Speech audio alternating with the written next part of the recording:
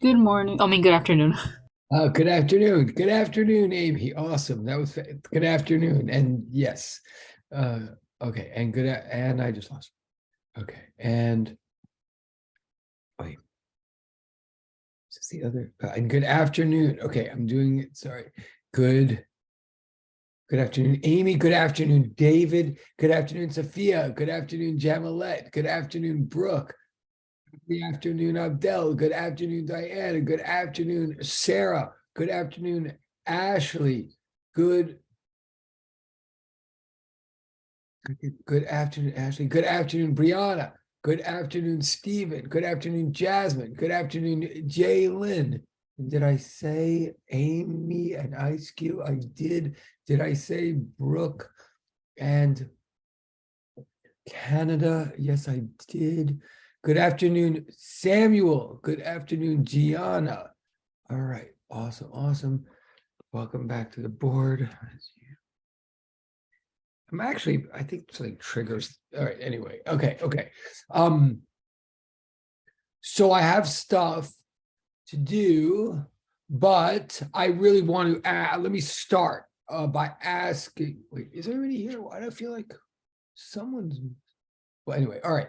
I want to start by letting in Samuel.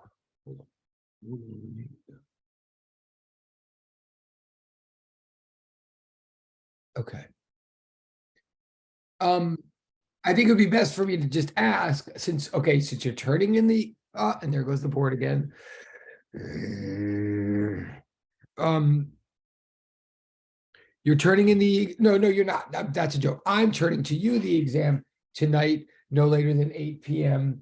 You're turning it to me 12:15 Monday. So my question to you is: are there any last questions you want to ask me now in the class about the practice midterm? Someone's here.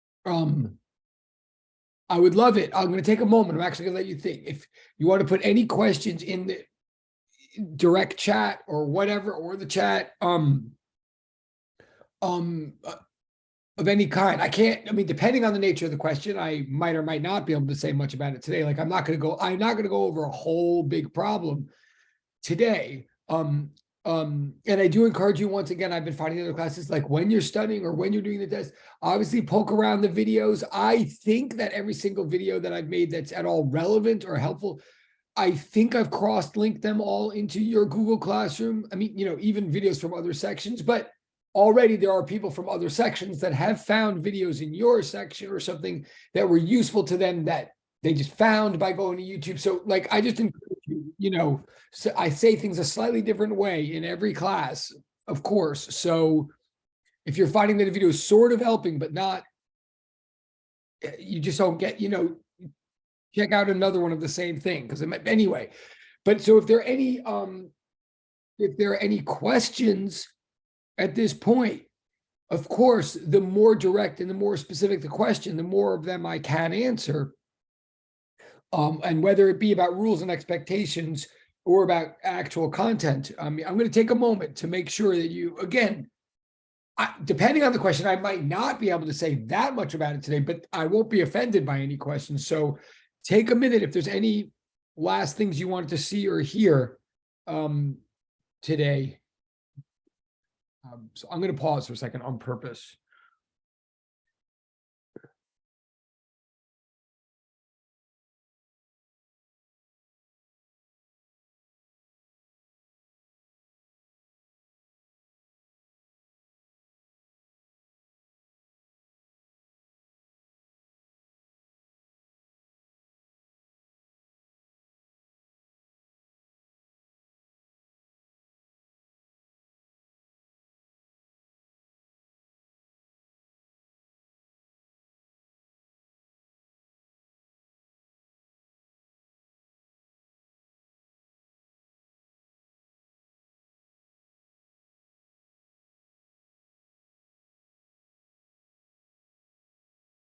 Okay. And that's fine. That's totally fine. I just wanted to make sure that I wasn't leaving anybody out or anything like that. So now I'm going to say, as long as if it's clear to you, and you still could, if something occurs to you in the rest of the class, it will be a little harder, but put it in the direct chat. But so I'm going to take it. Can I just get an yeah, can I get an electronic show of hands that were clear that the exam, okay, cool, that we're clear on whatever I was going to, all right, cool. Thank you. Okay. Cool. I don't even know what I was going to say, so I'm glad you're clear on it. All right. Thank you all. I would name every name, but almost every name went up. But thank you, Sophia. I think I was like the first, and Jalen. And thank you. Oh, all right. So I'm going to go on now then. Now, saying I'm going on, I'm going to switch the screen.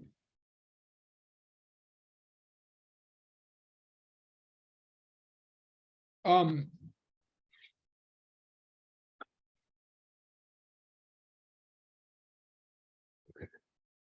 I'm going on. Everything I'm saying now is pushing the material forward, still all about waves. Everything I'm saying now is about waves, which is what we're into now. Everything I'm saying now is about waves. Everything I'm saying now springboards off question 4 of your exam, of your midterm practice exam and your real exam. It all springboards off question 4, but pretty much everything I'm saying now, I would not, I mean, this is post-exam material now. I wouldn't expect you to say this in your response to question 4, but like that's done. Like that's all in the prior videos and so forth. But hopefully everything I'm saying now puts more in perspective. Maybe it will help you understand what you're saying more in question 4. But anyway, here we go. Okay.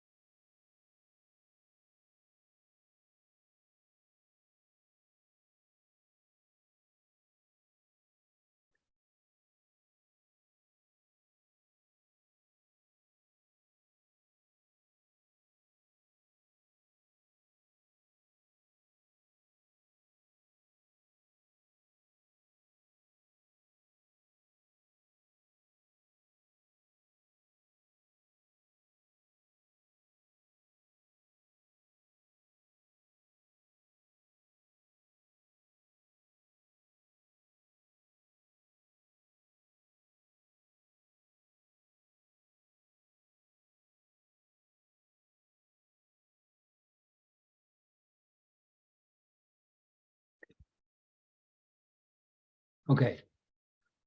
First thing, so what we established at the end of yesterday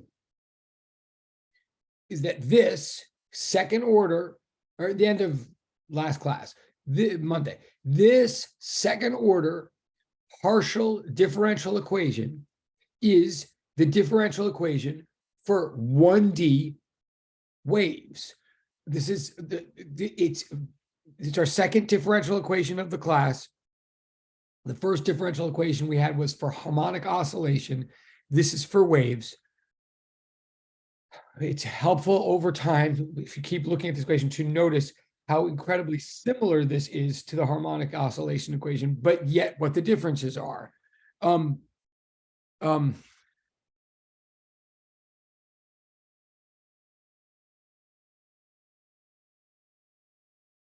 here, actually, let me do something strange. Okay. Just to summarize again, like for harmonic oscillation, we had this.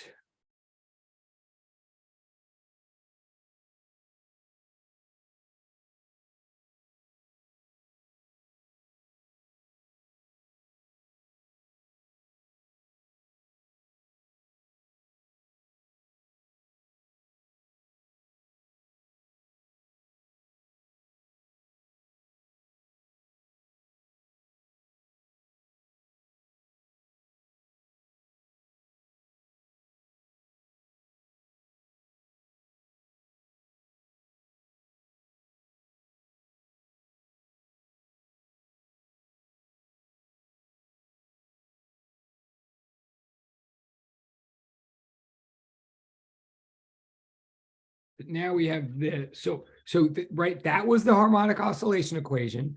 I wrote it intentionally using a dependent variable of y. We've been saying for weeks, 1 month, that we could use any dependent variable we want for harmonic oscillation. So I'm intentionally writing it with y to emphasize the parallel structure between the two equations. So that assumes like a mass on a spring oscillating harmonically along a y-axis.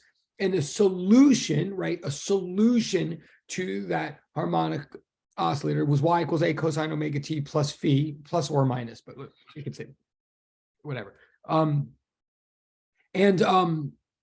By solution, so the differential equation describes the system, the solution predicts where the system is going to be at any given moment in time, right? So that was harmonic oscillation. Now we're saying we have waves, and waves look like this.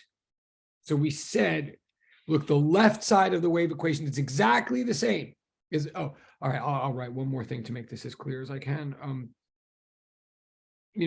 This, the harmonic oscillator, is a function of one variable, time, right? It's vertical position in this case as a function of time.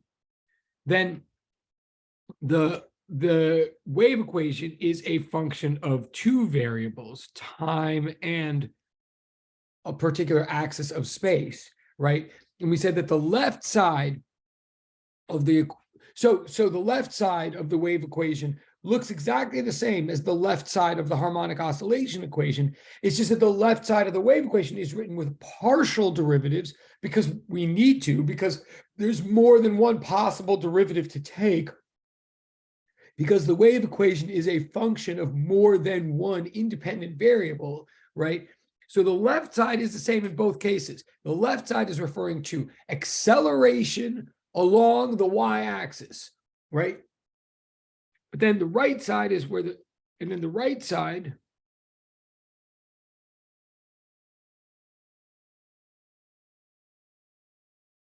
very similar. The right side of the harmonic oscillation begins with a constant, happens to be a negative constant, but okay, a constant happens to be omega squared, but a constant.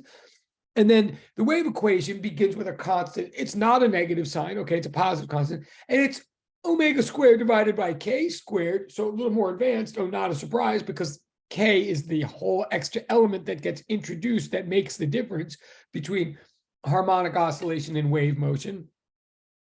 But then what is the acceleration proportional to, right? I mean, it's a constant times something. Well, in the case of harmonic oscillation, in the case of the above equation, we said Monday that the equation is saying the acceleration along the y-axis, the rate at which the object, the mass, the rate at which it accelerates along the y-axis back home to its equilibrium position is equal to a constant times, in other words, is directly proportional to what? To y, to the displacement from the equilibrium position, right? So going back, I'm looking at the top of the page right now. I have not finished the middle equation that I'm writing yet, but looking at the top, what that equation in English says, like the nature, the definition, the essential character of elasticity, of harmonic oscillation, is that the farther away you are from your home position, the greater rate you accelerate back to your home position. It really makes sense when you like that relationship is what it means to be boing, boing, boing, boing, boing. That if you're already there meaning home, equilibrium position, if you're there, you're not pulled anywhere. You might be moving through there, but you're not pulled, you're not accelerating anywhere. If you're at home, your acceleration is zero. If someone just puts you home, you stay home. But if you're away from home, if you are displaced somewhat along the one-dimensional y-axis, then the farther away you are displaced from home, the greater rate you will race back home. And then you'll be going very fast when you get home, so you'll keep going to the other side. So then the pattern will repeat, and you'll keep getting pulled back and forth and back and forth and back and forth. And that's oscillation, right? So the top thing says, I'm going to say again, the rate at which the oscillator accelerates toward equilibrium or back toward equilibrium is directly proportional to its displacement from equilibrium, right? And equilibrium is a spot, a point, a position, a zero-dimensional location. That's harmonic oscillation. Now we get to the wave equation, and we have an equation that's really similar. It also says something about the rate of acceleration back home, and it says that it's directly proportional to something, only now what it says it's directly proportional to is itself a derivative. Now that's sort of intimidating. Like a derivative, a second derivative, is directly proportional to a derivative. Like what? But what we're saying is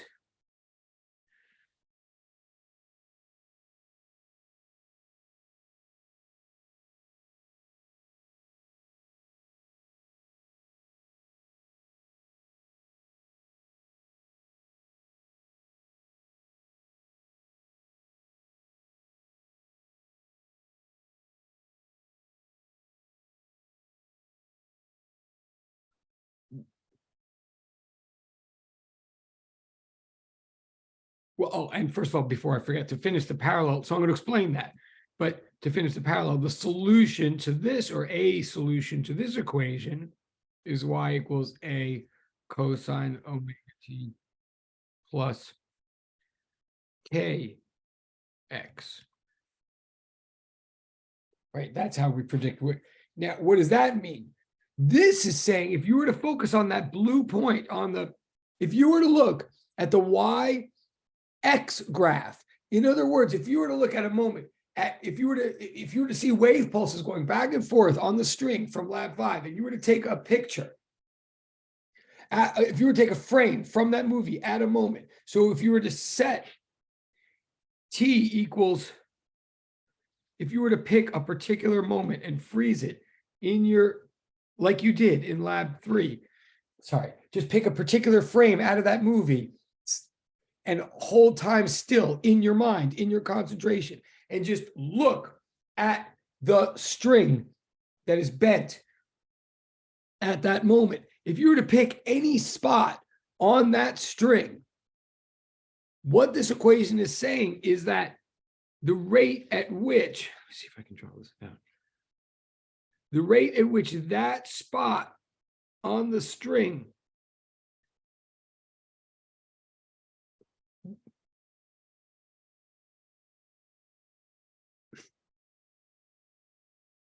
this arrow is supposed to be referring to that spot. The rate at which that spot would accelerate along a y-axis would accelerate back to the equilibrium axis, the x-axis. The rate at which that point would accelerate back home to equilibrium would be directly proportional to, now you got to think about this for a second, would be directly proportional to partial 2y, partial x2, like the very last term in the wave equation there. Now think about that for a second. I know I said this very quickly at the end of class on Monday, but think about this for a second. That looks like a second derivative again. You might think to yourself, didn't we already say that second derivative means acceleration? So is Yaverbaum saying that the acceleration would be directly proportional to acceleration? Well, now think carefully. The second derivative of y with respect to t is acceleration. Kinematic terms like velocity and acceleration come into play when we are looking at functions of time, right? Let me back up and say a little bit slowly. If you think of any graph of any function at all from a math class, from like Calc 1 or something, if you think of a graph of any function of one variable, pick any point on that graph, the slope on that graph is what we call derivative, right? The slope at a point on any single valued function, on any graph, the slope of the function at a point is what we call derivative. I'm sorry, the derivative at any point is measuring the slope, right? No matter what the graph is measuring, the derivative measures the steepness of the curve at a point. Now, if the independent variable for that graph, if the x-axis for that graph happens to be time, and the dependent variable happens to be position, if we're looking at position as a function of time, then what we say is, oh, the rise over run, the slope of that graph is measuring what we call in the world of space and time, what we call in the world of physics, what we call velocity, right? What I'm trying to say, sort of very carefully, I'm trying to say that a derivative of a graph is the slope of the graph, no matter what the graph is graphing. It's slope, right? No matter what the graph is graphing, derivative is slope at a point. If the graph happens to be mapping position to time, then the slope of the graph represents velocity.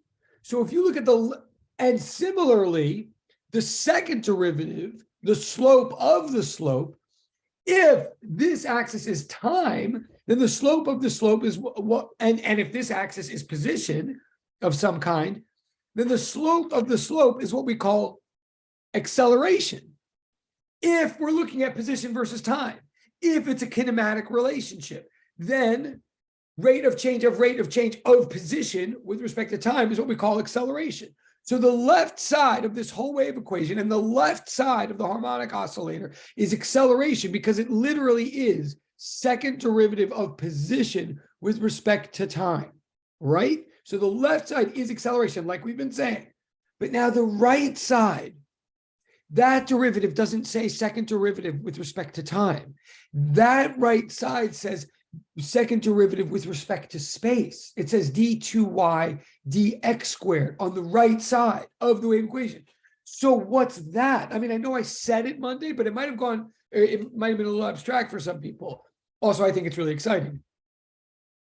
The right side is not acceleration anymore, because the right side is looking at the graph that I just drew here on purpose. That's the graph of y as a function of x. And that's the graph that you actually see in space. Like when you take a picture or you extract a frame of your movie of the waves going back and forth, if you look at a frame of the string at a certain point in time, and you're literally looking at how high is the string as a function of how far over we're looking, you're literally looking at the shape of the string in space, right?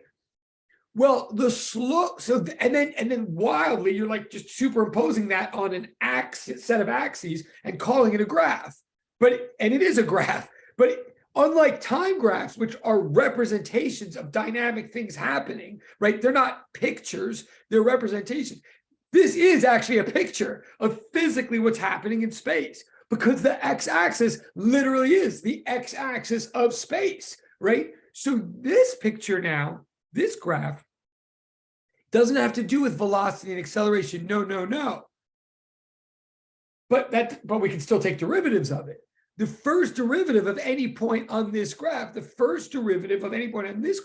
measures the slope of this graph, meaning how steep the graph is, right? That's what slope is, steepness of graph. That's what first derivative is. Well, in the case of this graph, the steepness of this graph literally means the steepness of the literal string. Please follow me, right? Like, not the other graph. The other graph is a representation. That curve was what's happening in time. But this is actually a picture of what's happening in space. So the steepness of this graph at a point is literally how steep the string is at that point. And similarly now check it. Then the second derivative on this graph, second partial derivative of y with respect to x, second derivative means slope of the slope. It means that thing that you learned in Calc 1 class, which actually now I'm going to pause and ask you in the chat. I'm going to wait till 3 people give me this in the direct chat.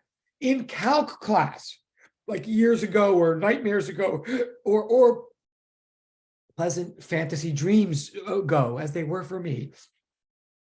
What Did they, if in math class, in a pure function, y equals function of x, okay, right? Putting aside physics, just in a function, in a graph, if they used to tell you that first derivative measures slope, if the first derivative of a graph at a point measures slope, then the second derivative measures what? What is the name in a math?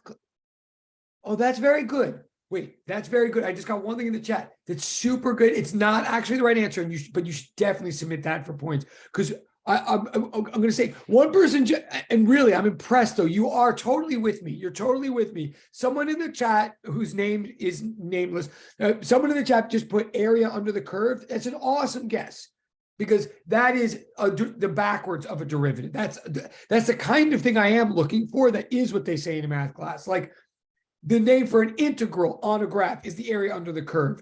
Now, yeah, that's the integral, right? But you should really submit that for points, because that's a great example of like a really smart wrong answer. And I want to say against every day, I won't dwell, I won't like, but why I like that, it's not the right answer. I'm admitting it's not the right answer, but also if those of you who are about to take a take-home exam, understand that if he or she did circle that answer for step 5 of the problems I'm at and put final answer circled, it'd be beautiful, because it literally does answer the question. It's literally the type, it like has the right units. It's the type of answer I'm looking for. It shows that person exactly understands the question. It just, okay, it happens not to be right. I'm looking for, and I'll look in the chat. I see things are happening in the chat now. So now I'm going to look, but I'm seeing a lot of different things in the chat. Okay, these are all very exciting. All of these answers are showing that you're with me, which is really good. Okay, and wow, this is also to make the first. I've gotten now like 6. I'm glad I'm doing this. I've gotten like 6 answers in the chat, and every one of them is like totally legit. Not one of them is what I'm looking for. Interestingly, I might read them out in a second without names, because they're all really good. But not yet. And even if the right answer comes in a minute when I'm making this statement, I'm going to continue to make it anyway. What I'm looking for is this. Wait, that business. Yes. The person who it's that business that I'm looking for, a word for that business, not what you said. Okay, I'm going to read these out in a minute, because these are great. I do feel like we're having a conversation. Let me just repeat or reclarify what I'm asking. I'm saying in math, when you first learn about we're getting there. Okay, I'm going to read these out in a second. Let me just say, everybody, in a math class, when they teach you that what derivative measures is the slope or even the slope of the tangent line, like that kind of phrasing, which I love, but that's the first derivative. When they're telling you how to picture what geometrically or what feature of the graph it is that you're actually measuring with the derivative, they will tell you things like the derivative is measuring the slope of the tangent line at the point. And then they'll put that in like looser English, and they'll say the derivative is measuring the steepness of the curve at a point, and things like that, and limits and slope of tangent line, things like that, which I'm seeing or instantaneous rate of change. They'll say things like that. But then when they later teach you the second derivative, which is the slope of the slope, and I see that as one of the answers in the chat, that's good. The second derivative is the slope of the slope. It's like how steeply or how rapidly the slope itself is changing, but they have a word for that in math, which I guarantee you, when you hear it, you'll recognize it. And it's a word that indicates like how curvy the curvature is, how curvy the curvature is. And they use this word to refer to like whether it's curving up or it's curving down. And if it's totally flat, then it has no curvature at all. But I'm looking. I see it. I see it okay. I see 2 people. This is great. You're all with me. I see tons in the chat. And I now see, I'm not going to stop. I see at least 3 people in the chat have it. Hold on. I'm just going to say, hold on. But keep going if you think you have it. But yes, it's that word that refers to whether the curvature is sort of bowling up or bowling down. And yes, I'm seeing it now. But to take a chance if you, I'm very proud. And I'm seeing a lot of people in the chat. In fact, some people that I don't see a lot, which is great. And yes, I'm seeing a lot of people now. I'm going to stop in a second, but yes. And I'm not responding to every single person because there is so much in the chat, but great. I know we'll tell. Yes, and I think the name is on the tip of some of your tongues for sure, I'm sure. Hold on. Well, and I appreciate that you, and some of you are admitting that you do know what I'm talking about, even if you can't remember, which I totally also, hold on. Okay, it's all happening now, so thank you. So I'm just trying to give credit where credit is due here. But hold on.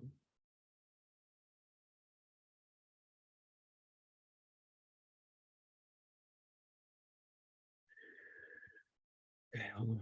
Did I get if you did put the right thing, I'm about to say what the right thing is. If you, but look, I just want to say I got things at the beginning that were all so legitimate, like instantaneous rate of change of the first derivative, slope of the slope, slope of the first derivative, slope of the tangent line, limits, measuring tangent line. And then I heard someone say, or read someone say, wait, is it about whether the curve is up or down, which is what I'm looking for? Then I saw slope of the tangent line, perimeter, which is a good thought. And now, okay, and then I see, I'm just going to read them all out now. These are great. Then I see concavity, then acceleration and changes up. Then I see concave question mark. Then I see concavity question mark. Then I see, isn't it concave up and down? Yeah, this is what I'm talking about, right? And then perimeter. And then I remember doing it concavity. I see. Oh my God, I remember that word. Okay, I see. Oh my God, I remember that word. Yes. Okay, so maybe it was a bad memory. So this is great. Thank you all for being in the chat. Please submit for points. I think you're noticing you're getting all these points. I mean, I'm a little bit behind on a couple of assignments, but I think almost everything has come back. Okay.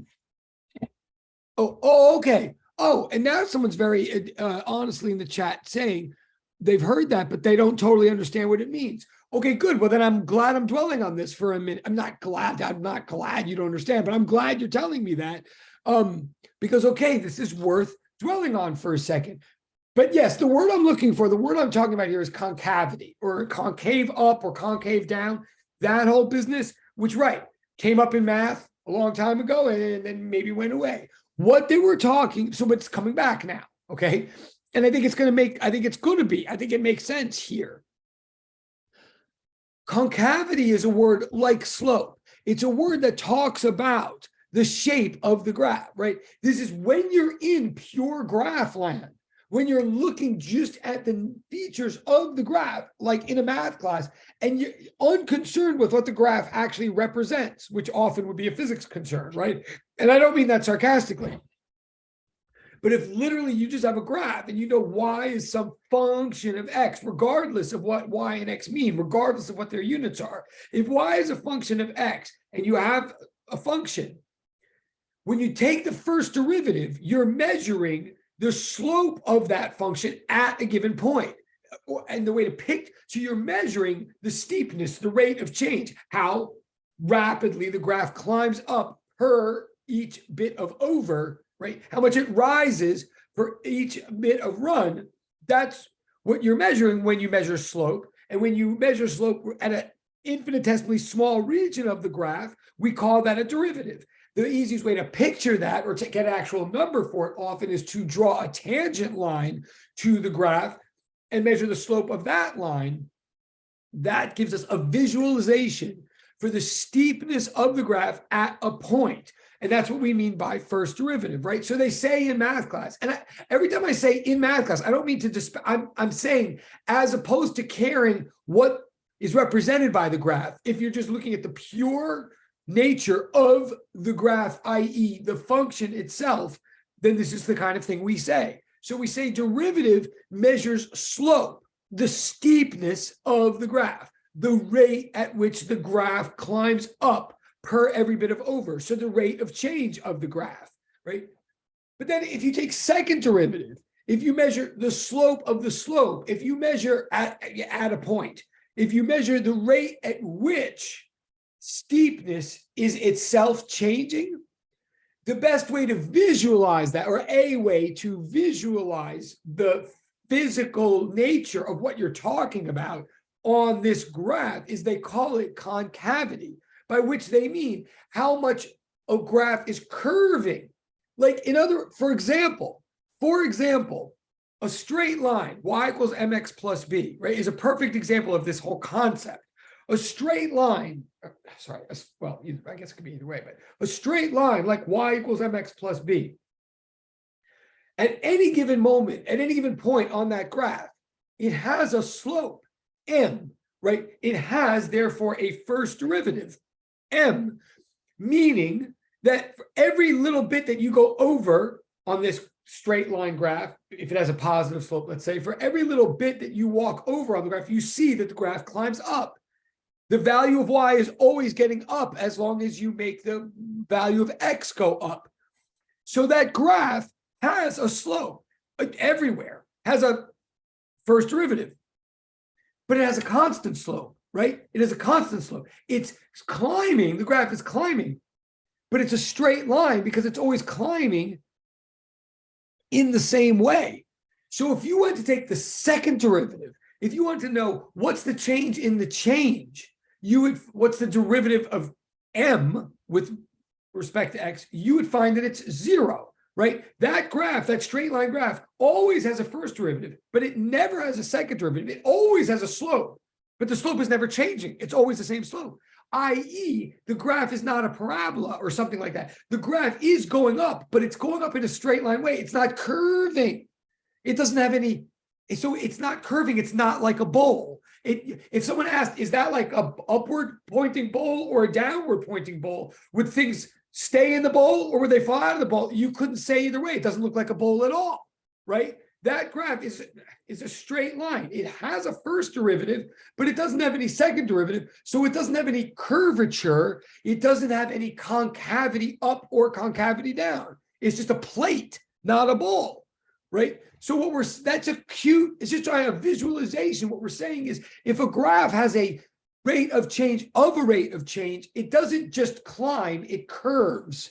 So curvature, or what we call concavity, is our visualization for slope of the slope. Okay, and please, if this is doing anything for you, if you were any of the people that were ever fuzzy on concavity or sort of remember it, but don't, please put in the chat if this is like doing it, if this is like clarifying it at all for you. I'm ultimately saying that thank you. Awesome. Oh, awesome. I love this class. So I really do. But yeah, oh, even 3. Okay. What's the one? Oh, okay. So great.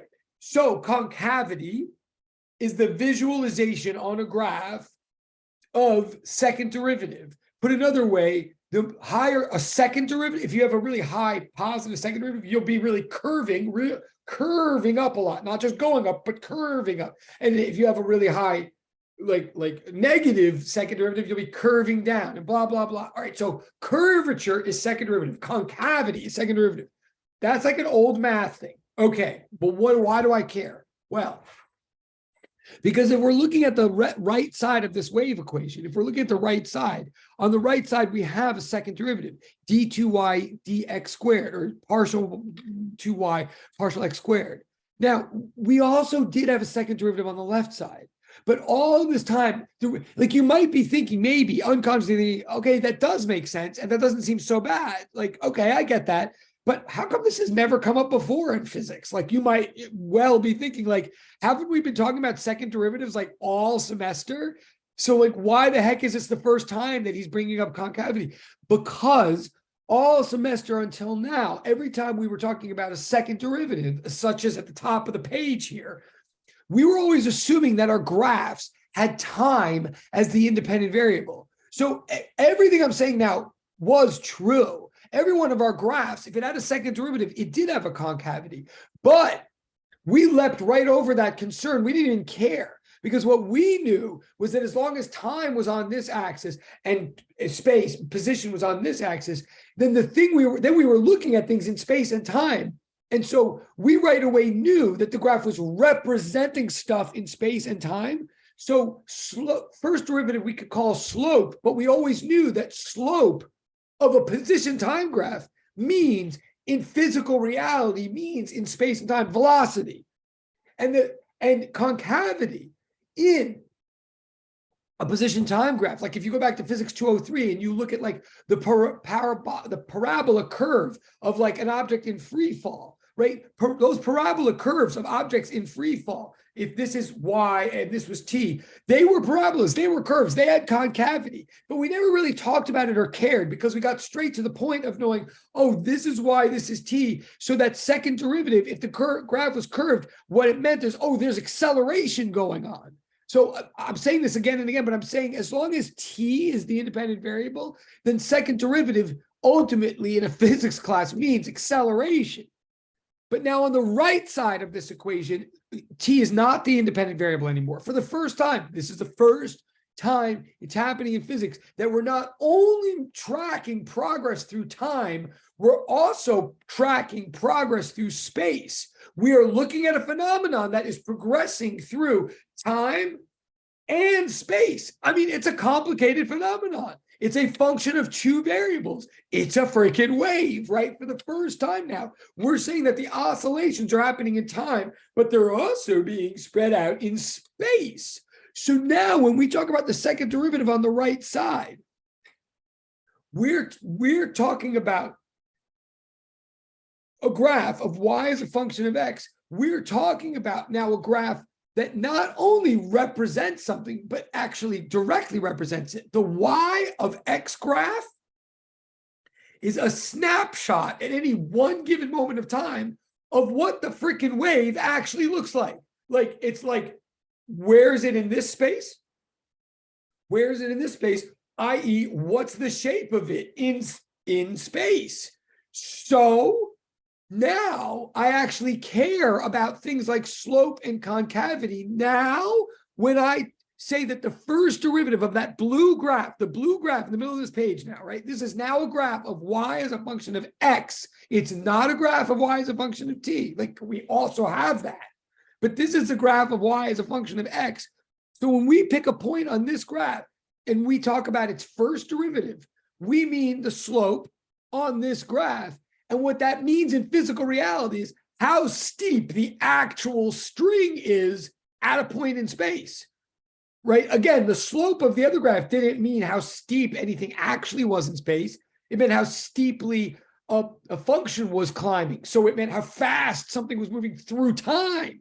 This is actually frozen. This is a thing in space. So the first derivative means literally how steep is the string at a certain point. Like, it's not at all steep up there where it was going up and now it's coming down. It's like almost flat up there, but it's getting steeper and steeper. And then it's flat again down here, right? That, right? And similarly now, to finally bring it full circle, by concavity, now, I mean, by second derivative, now we mean curvature. We mean how much is it like a bowl? How much is it not flat? That's what second derivative now measures. And now when I say that, now, when I say the right side is concavity, d2y over dx squared measures concavity, what I mean is, okay, concavity of that graph at that point, but that literally means concavity of the string at that point. I'm saying that this, well, okay, this term refers to acceleration of a particular point on the string, how fast it's accelerating along the y-axis, back home toward the equilibrium axis. This side is referring to concavity of the actual string at the point that we're investigating. The other one is acceleration of the point we're investigating. This one's at the point, like at that blue dot that I drew there. This is the concavity of the actual string. Like, if this term is equal to 0, that we're referring to a point where the string is actually flat. So what is this saying in English now? I mean, and this really is, I mean, I'm glad that people were asking in the chat, and I'm glad you told me that it is starting to get clear in the chat. So it is indeed. Someone wrote, okay, that's awesome. So what I'm saying now is, with a harmonic oscillator, home, equilibrium was a position. The farther away we were along the farther away we were along a y-axis from that position, the greater rate at which we accelerated back home to that position, okay? Equilibrium was, for the harmonic oscillator, for the mass on the spring, was a point in space. If we were stretched away from that point, if we were far out on a y-axis from that point, then we would accelerate back to that point at a really high rate. So, and then because of that, we would move toward the point, but then we'd be moving really fast when we got to that point. So we would keep going. So we would go to the other side, and the process would repeat. We were always trying to get back home, but the farther away we were from home, the more likely we would overshoot home and end up on the other side. So we kept going for home and overshooting and going for home and overshooting and going for home and overshooting. And that's oscillation. Now with waves, what I'm saying is with waves, wave is oscillation extended by one more dimension of space. A wave is oscillations, is time oscillations extended into a dimension of space. So with waves, equilibrium. Now I'm going to say something new now. Even those of you who like understood concavity since you were in second grade and have been tuning out for the last night, tune back in now, because now I'm about to say something new. In the case of waves, equilibrium is no longer a position. Equilibrium is not the spot y equals 0. Equilibrium is now the axis y equals 0. Everything is extended now. Equilibrium is no longer a dot. Equilibrium is now a line. What I mean by that is when you were shaking your strings in lab 3, right? The bits of string were always trying to get home, I was trying, but where was home? Home wasn't a particular height. It didn't matter. There was no restriction on how tall your lab partner had to be in order to do the lab. Like the strings didn't care whether they were trying to get back to this height or this spot or this spot. What your strings were trying to do was get back home to flatness, right? Where your strings wanted to be was lined up with the x-axis. Home was the axis of x, whether it was here or here or here or here. What equilibrium was for your string when you're sending waves back and forth along it, what equilibrium is an orientation, a shape, not a dot, it's a line. And the string wants to be lined up with that horizontal line, right? So what we're saying now, I think you can see where I'm going with this. If you pick a random point, any random point in your string, like while your string's going wiggle, wiggle, wiggle, wiggle, what does it mean for it to be wiggling? What does it mean for pulses to be propagating back and forth along the string? It means that if you pick any random point on that string at any point in time, you look at some blue dot, like on the string while it's all deformed and everything. What we're saying is the rate at which that dot accelerates back home to the x-axis to flatness is directly proportional to how concave, how curved, how not flat the string is at that point. It's exactly the concept of restoration taken from oscillation, only now it's restoration blown up in one higher dimension. It's not a question of how far a particular spot is along a line from another spot. It's a question of how bent, how concave, how disturbed, how warped, how not flat a string is at one point. The more bent the string is, the quicker it accelerates down to get flat. That's what, and then it gets flat, but then the next part of the string bumps up. So now it's unbent. So now it races down. I mean, now it's bent. So now it races down to get unbent, but now it's unbent. So then the string like shifts over here. So now this part's bent. So it's continual displacement and restoration toward equilibrium, just like oscillation, only now equilibrium is flatness, is the state of flatness, and displacement from equilibrium doesn't mean how far away you are, it means how unflat you are. The more bent the string is at a point, the faster it races to be unbent. That's what the freaking wave equation says. And of course, that's exactly what a wave is. Do you see what I'm saying? I'm going to stop for a second. Do you see what I'm saying? That what the wave equation, I'm saying acceleration is directly proportional to concavity. That's what I'm saying. Oscillation was acceleration is directly proportional to displacement, A wave equation is acceleration is directly proportional to concavity. Does that make sense? Sort of. Uh-oh, I'm worried because I don't see any. Wait, oh my God, everybody is just like crickets. Okay, thank you, Ashley. I'm officially renaming Ashley to Mrs. Non-Cricket. Wait, I'm totally good. Okay, thank you, Amy. And Ice Cube. Yes, thank you, Gianna. Oh my God. No, real, yeah, sort of. Okay, I'm gonna do this weird. Okay, Chloe, thank you. Jalen, thank you. This will come up again and again, but I think, all right, well, I'm gonna assume it's, well, all right, I'm gonna pause. Does anybody want to put a question in the chat? Is there something particular or is it just like that was too much and like we all needed like a lemonade? Or, well, all right, I'm gonna thank you, Brianna, and thank you, Abdel. I did see that. Oh, thank you, direct chat person. Okay, that helps. That helps. Oh, there's a bunch in the direct chat. Okay. I'm gonna go on. So, okay, so I'm saying, okay, well, all right, I'm gonna go on. I mean, obviously we'll see this again, and also, God knows, probably half of you are working on the exam right now. Oh no, I haven't posted it yet. You couldn't be. Okay. Or did I? By accident? No. Okay.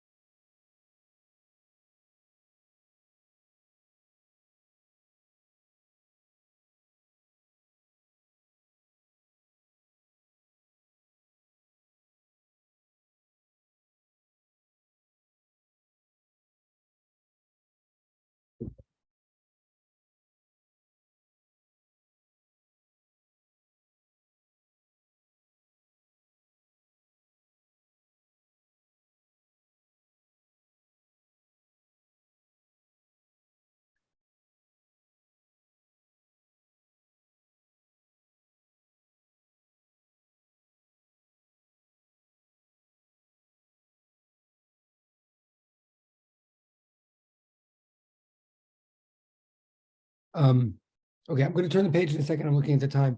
So I'm just reading. I'll give you a second to copy this down. I do want to turn the page in a second, but it says, so for a 1D wave, and when I say 1D, I mean wave pulses propagating along a 1D medium, a one-dimensional medium. In other words, or a 1D axis. In other words, we're talking about like bump crests and troughs going along a string here, for example, like lab 3, as opposed to say like ripples of water on the surface of a pond or something, all of which obey all these mathematics and all of these concepts and everything. But that would be an example of waves in a 2D situation, if the ripples could go back and forth and side to side. So we're talking about 1D here.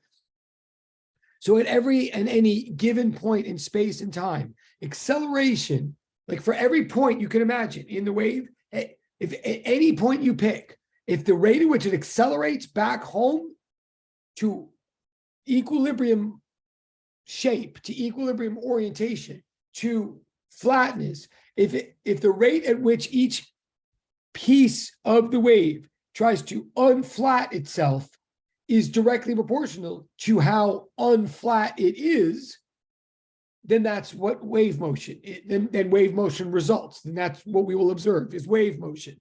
So for a wave motion, acceleration is directly proportional to concavity, again, as opposed to harmonic oscillation, where acceleration is directly proportional to displacement, right? This is like a higher level concept now. And what do I mean by concavity here? What I mean is disturbance from the equilibrium shape, right? Concavity, I mean, again, in a math class or when you first heard the word, it meant curvature. It meant the extent to which you were shaped like a bowl or something like that. Well, here in this case, the assumption is the unstretched, undeformed, stable shape of the metal spring in lab 3 would be flat. To say that something is concave is to say that there's a disturbance in the flatness, and disturbance is what a wave pulse is.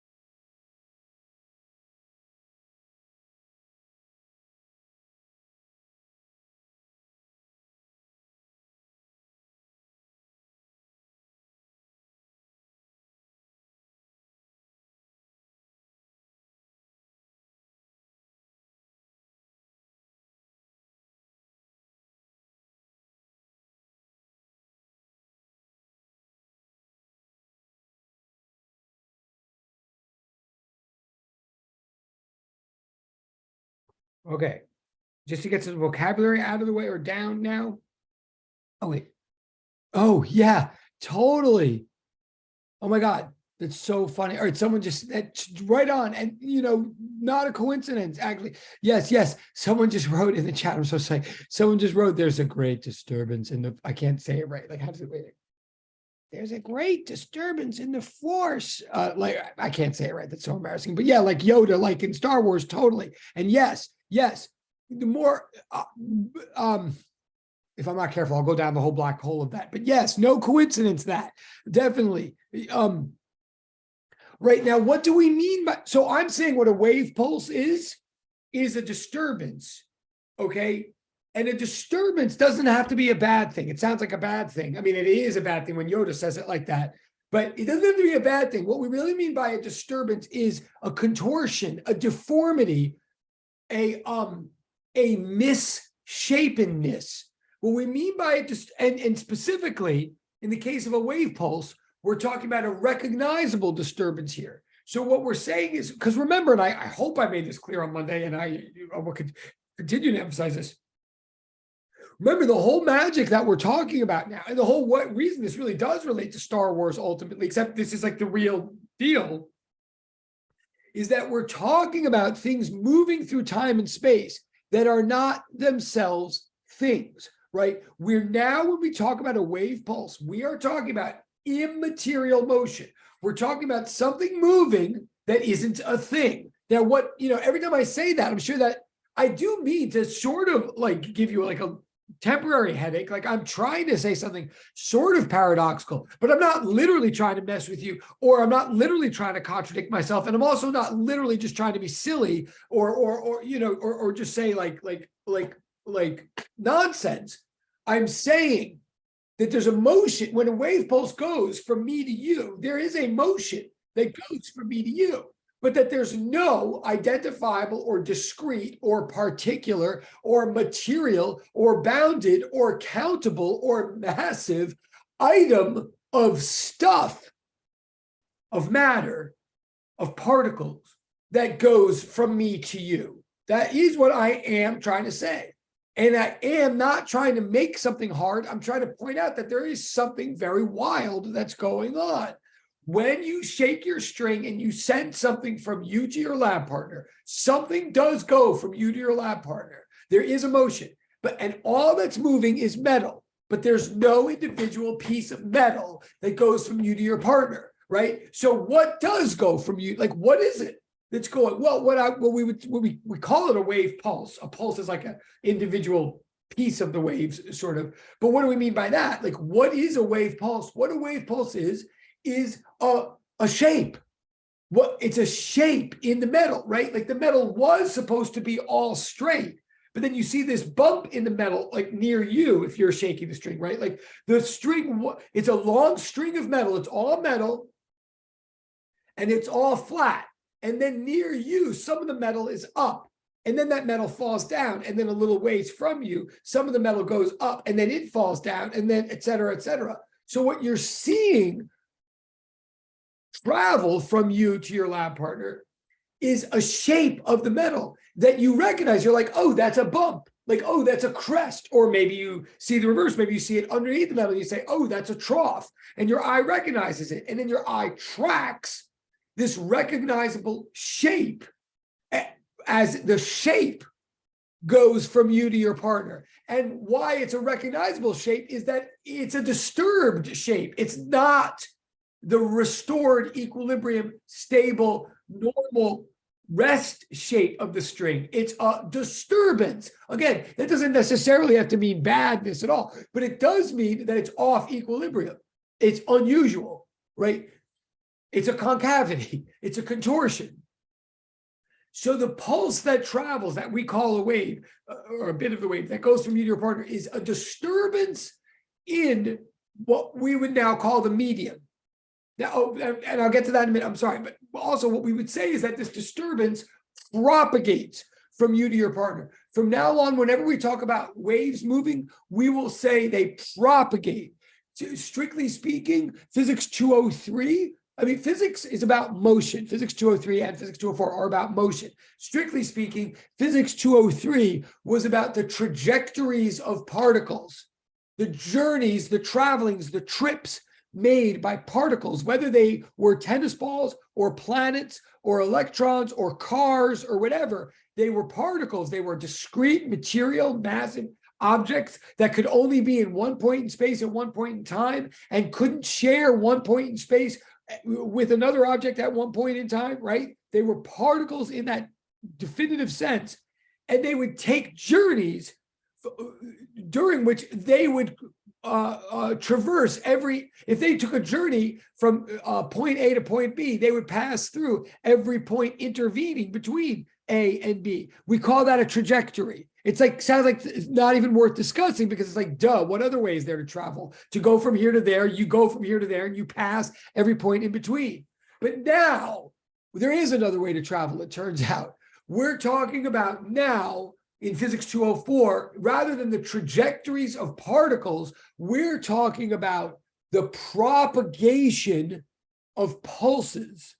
We track a pulse now instead of a particle, and a pulse is a recognizable disturbance in a medium, and this pulse will travel from me to you, but it won't necessarily occupy every point between me and you, because I don't even know, because this thing that's going doesn't ever even occupy only one point in space at one point in time.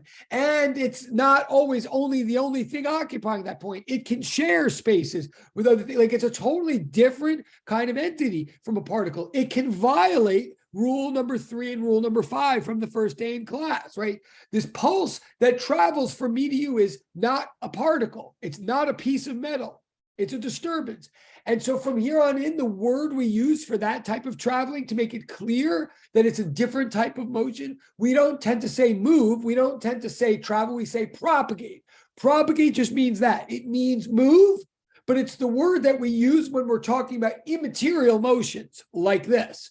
Okay, so first of all, and what does propagate really mean? It means to flow. So what we were talking about last semester was the trajectory of particles. We are now talking about the flow of pulses. And I would argue that, or put it another way, we're talking about the flow of information. We're talking about entities that matter but aren't matter. We're talking about things, we're talking about differences in shape that make a difference. We're talking about information. So we talk about propagation of information now rather than trajectory of particle. And last thing, for the vocabulary purposes, when I say that a pulse is a recognizable disturbance in a medium, what do I mean by medium? Well, in the case of lab 3, by medium, I mean that metal string. But specifically, what I mean by a medium, so the wave pulse was a disturbance in that metal. The metal wanted to be straight, but every time it was bumped up, we call that a disturbance, and we watch that disturbance flow from one partner to the other. What, in broad terms, is a medium? A medium is that vast collection of material particles that are all oscillating harmonically, staggered in phase by a constant amount. To bring it full circle, so I'm saying now, the wave pulse is immaterial. It doesn't do a trajectory, it propagates. But it's totally part of science. How could this wave pulse that's immaterial come about? Well, in the material world, well, a wave pulse is a wiggle. For a wiggle to flow through the world, something's got to be wiggling. The thing that's wiggling, like in other words, all of this is tethered to the material world. The wave pulse comes about because of this vast collection of harmonic oscillators that are all staggered in phase by a constant step. That vast collection of harmonic oscillators is what from here on in we call the medium. The medium is that which the wave flows through. And just before I go any further, I know it's 123. So again, in the case of lab 3, the medium is that metal. In the case of the sound waves, the medium is air. Assuming we were in the same room, and I like forgetting about the internet and all that. If we were in the same room and I were talking to you and you were hearing my voice, and we believe that sound waves are propagating from my mouth to your ear, then what we believe is a bunch of air molecules over here are oscillating, and then a bunch of air molecules over here are oscillating, and then a bunch of air molecules over here are oscillating. And we believe it's air that's doing all the motion. But we don't believe that any individual air molecule is going from my mouth to your ear, right? We believe that a bit of air over here is oscillating in its neighborhood, technically like this, not like that, but whatever.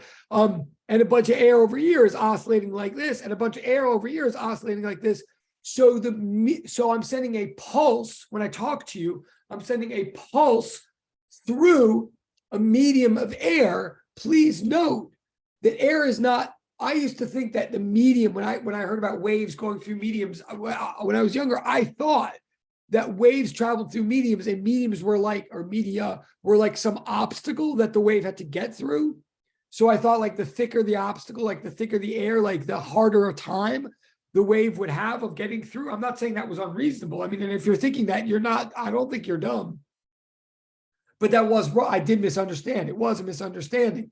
The medium is the thing we need for the wave to travel. Like you might have heard when you were young, like if we go to outer space,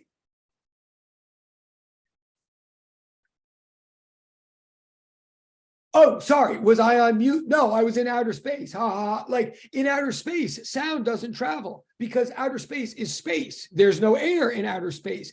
And air doesn't block sound from traveling. It doesn't slow it down. It's what it needs for sound to travel, because literally sound is not a thing. It's vibrations, oscillations of a thing called air. Not to say that air is sound. Air is not sound. You can have a bunch of air sitting around very silently. Not my house, but you can have it.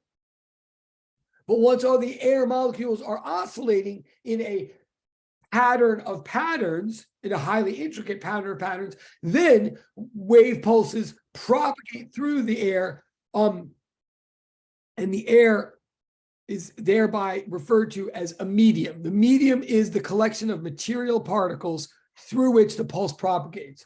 Now, the thing I wanted to say, okay, I have 5 minutes. I'll just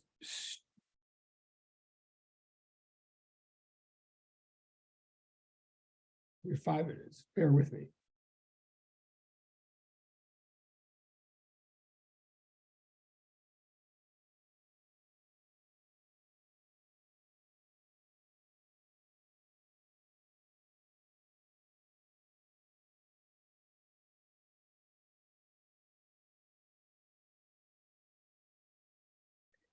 What I'm saying over and over again is that, and I'm watching the clock. We have 4 minutes. I won't keep you late. Well, but just bear with me for 4 minutes. I'm saying over and over that the nature of a wave is that acceleration is directly proportional to concavity. Directly proportional means equal to times a constant. So the constant of proportionality apparently is omega over k squared. Well, what's the deal with this constant of proportionality? Like, what does it mean? Or what does it tell? Is it telling us anything? And the answer is yes, it's telling us something absolutely. Remember,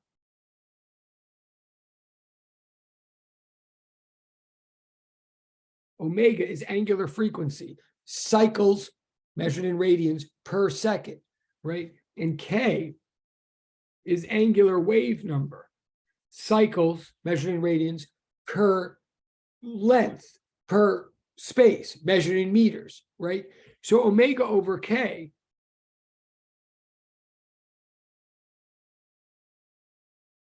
equals 2 pi over t over 2 pi over lambda. So the 2 pi's cancel. And omega over k equals lambda over t.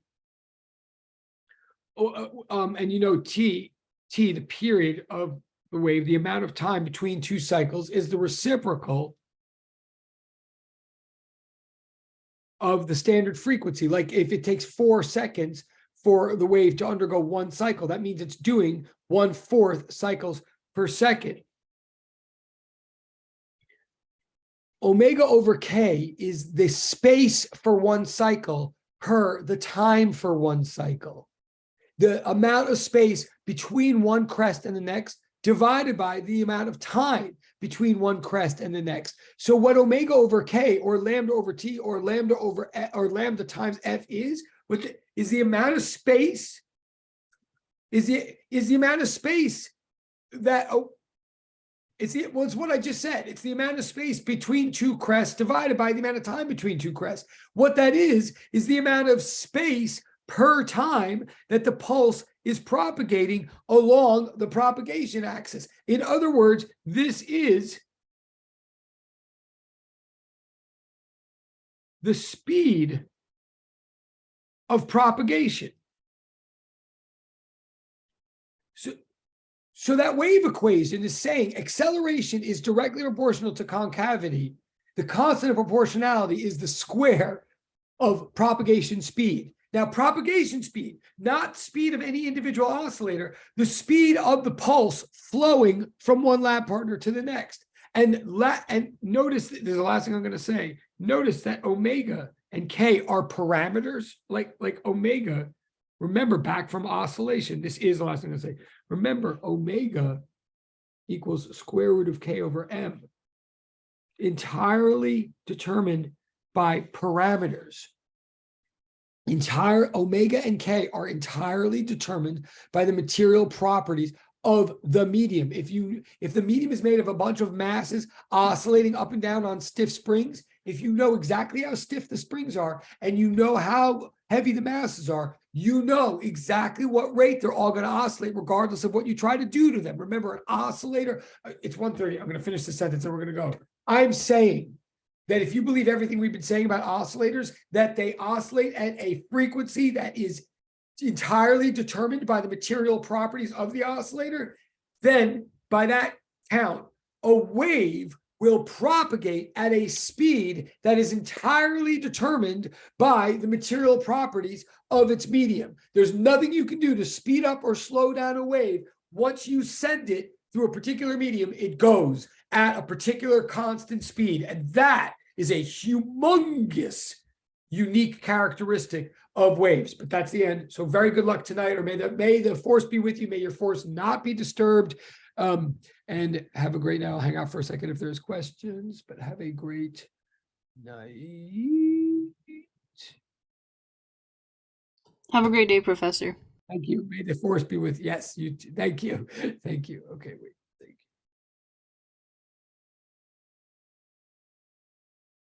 Thank you. Thank you. Thank you. Awesome.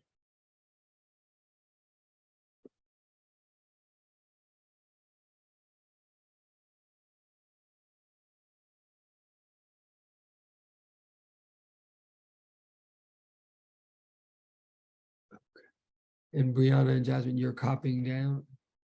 Jasmine, you're good. Good stuff today, Jasmine. Oh, I'll chop it real quick.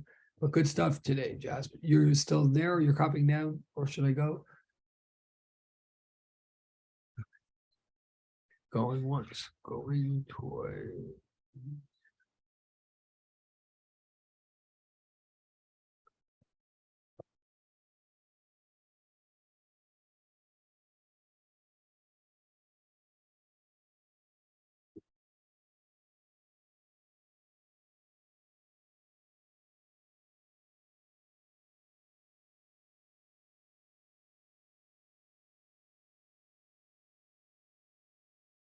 Goodbye.